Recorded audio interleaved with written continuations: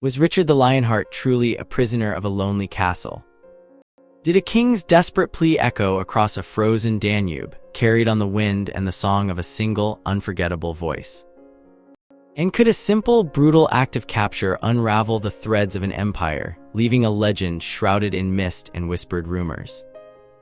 The air in Vienna smelled of wood smoke and something faintly metallic, the lingering scent of fear, perhaps. December 1192 wasn't a month for grand celebrations, not with the snow clinging to the rooftops and the chill biting through the cobbled streets. Richard, the man who'd stormed into Jerusalem, the king who'd inspired armies, was reduced to a kitchen hand, turning fowl on a spit. It was a humiliation so complete, so utterly devoid of the glory he'd cultivated, that it felt almost theatrical. Almost. Ralph of Coggeshall, a chronicler obsessed with the details of Richard's downfall, paints a vivid picture. Leopold, the Duke of Austria, a man whose lineage traced back to the Byzantine emperors, wasn't interested in a dramatic siege. He wasn't seeking a glorious battle. He wanted a spectacle, a demonstration of power, and a captive king. The initial search of the inn, the Golden Stag as it was known, yielded nothing. No flash of Richard's legendary ferocity. No sign of the man who'd faced down Saladin, just nothing. Then, the landlord, a bewildered fellow named Peter, offered a clue. There is no one here like him whom you seek, unless he is the Templar in the kitchen, now turning the fowls which are roasting for dinner. It wasn't the torture, the threats of having his tongue sliced out, though those certainly happened, documented in chilling detail, that sealed Richard's fate. It was the sheer absurdity of it all. A king, a warrior, a symbol of Christendom, reduced to peeling potatoes and basting meat. The French chroniclers, more concerned with the indignity than the brutality, focused on this image: Richard the Lionheart, a kitchen boy. The English accounts, however, emphasize the boyish defiance. A young man, barely out of his teens, stubbornly refusing to betray his captors, even under duress. The boy, they claim, was named Eildon de la Pumerie, a name lost to time, a footnote in a story that refuses to be fully told. But the truth, as always, likely lies somewhere in the murky space between these conflicting narratives.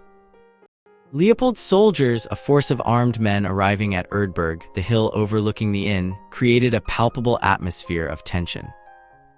The combination of bravado and panic, a common phenomenon amongst soldiers facing a formidable enemy, hung heavy in the air. Richard, recognizing the futility of escape, attempted a desperate gambit. He feigned surrender, requesting an audience with Leopold himself. It's said that during this period, Richard cooked a magnificent meal, a feat of culinary skill amidst his captivity. A small act of defiance, a way to assert his dignity, to remind himself and perhaps his captors that he was still a king. The details are hazy, lost in the mists of legend, but the story persists: a king, a prisoner, and a surprisingly competent cook. When Leopold arrived, a formidable figure with a lineage stretching back to the Comnenus dynasty of Byzantium, Richard made his choice. He handed over his sword, his symbol of power, his claim to the throne, and submitted to imprisonment. It wasn't a surrender of spirit, but a calculated move, a recognition of the reality of his situation. Leopold, a man fascinated by poetry and music, a patron of German minnesingers like Reinmer of Hagenau and Walther von Vogelweide, saw in Richard not just a prisoner, but a potential ally, a source of prestige. He was a shrewd politician, acutely aware of the shifting alliances of the Holy Roman Empire, the rivalry between Italian city-states, and the ambitions of neighboring kingdoms. The Austrian chroniclers highlight Leopold's unusual treatment of Richard. He wasn't subjected to the usual indignities of imprisonment. He was treated with honor, provided with fine clothing, and even allowed to continue his passion for poetry. This wasn't out of kindness, of course. It was a carefully calculated strategy. Leopold needed Richard alive, and he needed him to believe that he had a chance of eventual release. The story of Blondel, Richard's page and loyal messenger, is inextricably linked to this imprisonment. A legend perhaps, but one that resonates with a haunting beauty. When Richard was captured, Blondel, armed with a simple song, raced across the countryside, searching for his master. The song, a haunting melody known as L'Amour's Don't Sway Espris, became a beacon of hope, a symbol of Richard's unwavering spirit. The legend claims that Blondel, riding through the darkness, sang the song at intervals, and that Richard, hearing the familiar tune, would respond with a shout.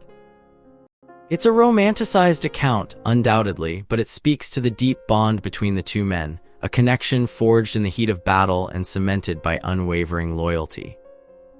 Dierenstein Castle, perched high on the cliffs overlooking the Danube, became Richard's prison.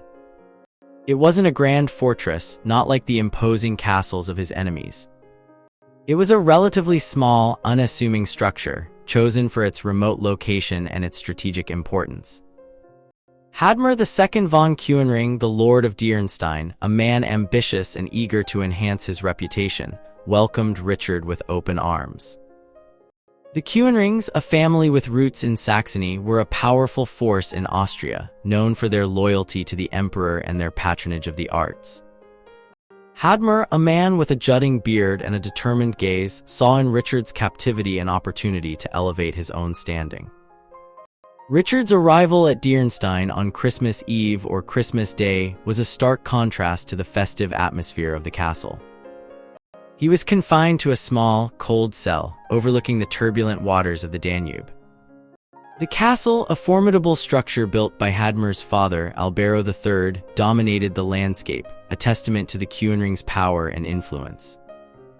The journey to Dierenstein was arduous, a slow, agonizing trek through snow-covered hills and across the frozen Danube. Richard, weakened by fever and exhaustion, was guarded day and night, his every move monitored by Leopold's soldiers. The guards, a mixture of Austrian and foreign mercenaries, were a constant reminder of his captivity, a tangible symbol of his loss of freedom. The castle itself was a microcosm of the world Richard had left behind, a meeting point of East and West, of crusaders and merchants, of Christendom and the Byzantine Empire. Vienna, the city to which Richard was eventually transported, was a vibrant, cosmopolitan hub, a place where the Holy Roman Empire intersected with the world of Italian rivalries and naval power. As Richard rode through the Rochus market, a bustling marketplace filled with vendors selling everything from fabrics to spices, he was struck by the contrast between the city's wealth and its backward-looking appearance. The narrow, cobbled streets, the humble dwellings, seemed a world away from the grand palaces and opulent courts he was accustomed to. His journey to Leopold's palace, a magnificent structure overlooking the tournament area known as Amhofi, was a testament to the Duke's power and prestige. The palace, a symbol of Austrian authority, was a far cry from the simple castle at Dierenstein. Leopold, a man of surprising sensitivity and intellect, treated Richard with a degree of respect that belied his position as a prisoner. He was aware of the political implications of Richard's captivity, the potential for unrest and rebellion. But he also recognized the value of a captive king, a valuable bargaining chip in the complex game of European politics. The story of Richard's Christmas dinner, a legendary feast cooked by the king himself, adds another layer of intrigue to the tale. It's a testament to Richard's resilience, his determination to maintain his dignity even in the face of adversity. As Richard's captivity dragged on, the news of his plight reached Rome, where Queen Berengaria, Richard's wife, received a chilling clue, a familiar belt of jewels, a remnant of his time in Acre. It was a sign that something terrible had happened, a harbinger of the disaster to come. The events of December 1192, a seemingly insignificant episode in the grand sweep of history, had far-reaching consequences. Richard's imprisonment not only disrupted the political landscape of Europe, but also shaped the course of his dynasty. The enormous ransom demanded by Leopold, a sum that would bankrupt England, plunged the kingdom into financial chaos and contributed to the succession crisis that followed Richard's death. The legend of Blondel's song, the story of Richard's capture at Dierenstein, and the details of his imprisonment in Vienna, these are fragments of a story that refuses to be fully understood. It's a tale of ambition, betrayal, and resilience, of kings and prisoners, of love and loyalty, and of a single, unforgettable song that echoed across a frozen Danube. Was Richard the Lionheart truly a prisoner of a lonely castle? Did a king's desperate plea echo across a frozen Danube, carried on the wind and the song of a single, unforgettable voice? And could a simple, brutal act of capture unravel the threads of an empire, leaving a legend shrouded in mist and whispered rumors? Perhaps the most enduring mystery surrounding Richard's imprisonment is the lack of definitive answers. The chroniclers offer conflicting accounts, the legends embellish the facts, and the truth remains elusive.